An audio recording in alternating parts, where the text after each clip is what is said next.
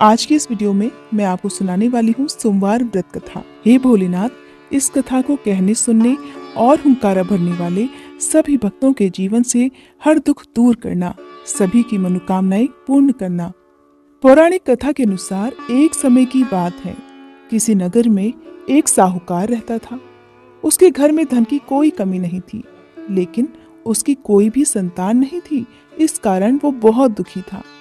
पुत्र प्राप्ति के लिए वो हर सोमवार व्रत भी रखता था और पूरी श्रद्धा के साथ शिव मंदिर जाकर भगवान शिव और माँ पार्वती की पूजा भी किया करता था।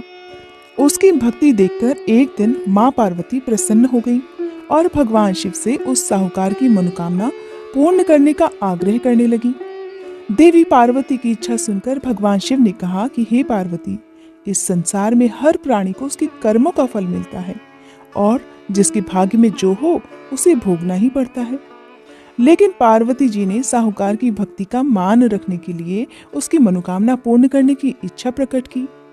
माता पार्वती के आग्रह पर भगवान शिव ने साहूकार को पुत्र प्राप्ति का वरदान तो दे दिया, लेकिन साथ ही ये भी कह दिया कि उसके बालक की आयु केवल 12 वर्ष की होगी।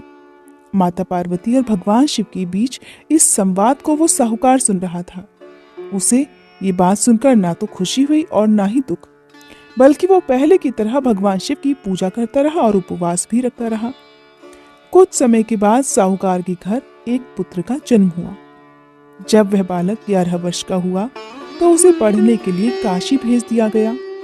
साहूकार ने पुत्र के मामा को बुलाकर उसे बहुत सारा धन दिया और कहा कि तुम इस बालक को काशी विद्या प्राप्ति के लिए लेकर जाओ और रास्ते में यज्ञ भी कराते जाना। जहां पर भी यज्ञ कराओ वहां ब्राह्मणों को भोजन कराते हुए और दक्षिणा देते हुए ही आगे बढ़ना। आप दोनों मामा भांजे इसी तरह यज्ञ कराते और ब्राह्मणों को दान दक्षिणा देते हुए काशी की तरफ चल पड़े। रास्ते में एक नगर पड़ा, जहां नगर के राजा की कन्या का विवाह था। लेकिन जिस राजकुमार से उसका विवाह होने वाला था वो एक आंख से काना था।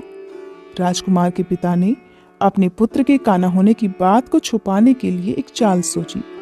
साहूकार के पुत्र को देखकर उसके मन में एक विचार आया। उसने सोचा, क्यों न इस लड़के को दुल्हा बनाकर राजकुमारी से विवाह करा दूं। विवाह के बाद इसको धन देकर विदा कर दूंगा और राजकुमारी को अपने नगर ले जाऊंगा। लड़के को दूल्हे के वस्त्र पहनाकर राजकुमारी से विवाह करा दिया गया। लेकिन साहूकार का पुत्र ईमानदार था, उसे ये बात बिल्कुल ठीक नहीं लगी। उसने अवसर पाकर मंडप में ही राजकुमारी के चुन्नी के पल्ले पर लिख दिया कि तुम्हारा विवाह तो मेरे साथ हुआ है, लेकिन जिस राजकुमार के संग तुम्हें भेजा जाएगा वो एक आंख से काना है। मैं तो काशी पढ़ने जा रहा हूँ। जब राजकुमारी ने चुन्नी पर लिखी बातें पढ़ी तो उसने अपने माता पिता को ये बात बताई। तब राजा ने अपनी पुत्री को विदा नहीं किया, जिससे बारात बिना दुल्हन के ही वापस चली गई। दूसरी ओर साहूकार का लड़का और उसका मामा काशी जा पहुंचे। वहां जाकर उन्होंने यज्ञ किया। जिस दिन लड़के की आयु 12 साल की हुई उस दिन भी यज्ञ रखा गया। लड़के ने अपने मामा से कहा, मामा, आज मेरी तबीयत कुछ ठीक नहीं है। मामा ने कहा कि तुम अंदर जाकर सो जाओ। शिव जी के वरदान अनुसार कुछ ही देर में उस बालक के प्राण निकल गए। मृत भांजे को देखकर उसके मामा ने विलाप करना शुरू कर दिया। संयोगवश उसी समय शिव जी और माता पार्वती उधर से जा रहे थे। माता पार्वती ने भगवान शिव से कहा, हे स्वामी, मुझे इस व्यक्ति के रोने का स्वर सहन नहीं हो रहा। आप कृपया इस व्यक्ति के कष्ट को अवश्य दूर करिए। जब भगवान शिव मृत बालक के पास गए तो कहने लगे कि ये तो उसी साहूकार का पुत्र है जिसे मैंने 12 वर्ष की आयु का वरदान दिया। हे देवी पार्वती, अब इस बालक की आयु पूरी हो चुकी है। लेकिन ममता से विभोर होकर माता पार्वती जी कहने लगी, हे महादेव, आप तो सभी के दुख दूर करते हैं, अपने भक्तों की मनोकामनाएं पूर्ण करते हैं। कृपया आप इस बालक को दीर्घायु होने का वरदान प्रदान करें, अन्यथा इसके वियोग में तो इसके माता पिता भी तड़प तड़प कर मर जाएंगे।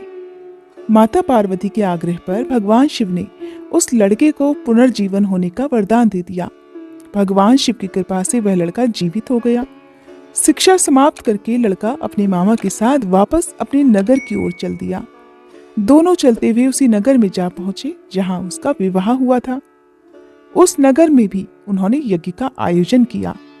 उस लड़के के ससुर ने उसे वहां पहचान लिया।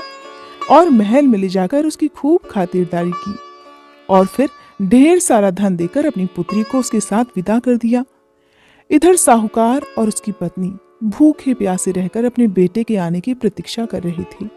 उन्होंने प्रतिज्ञा ले रखी थी कि यदि उन्हें अपने बेटे की मृत्यु का समाचार मिला तो वो भी प्राण त्याग देंगे। परंतु अपने बेटे के जीवित होने का शुभ समाचार पाकर वे बहुत प्रसन्न हुए। उसी रात को भगवान शिव ने व्यापारी के स्वप्न में आकर कहा, हे श्रेष्ठी, मैंने तेरे सोमवार के व्रत करने और व्रत कथा सुनने से प्रसन्न होकर तेरे पुत्र को लंबी आयु प्रदान की है।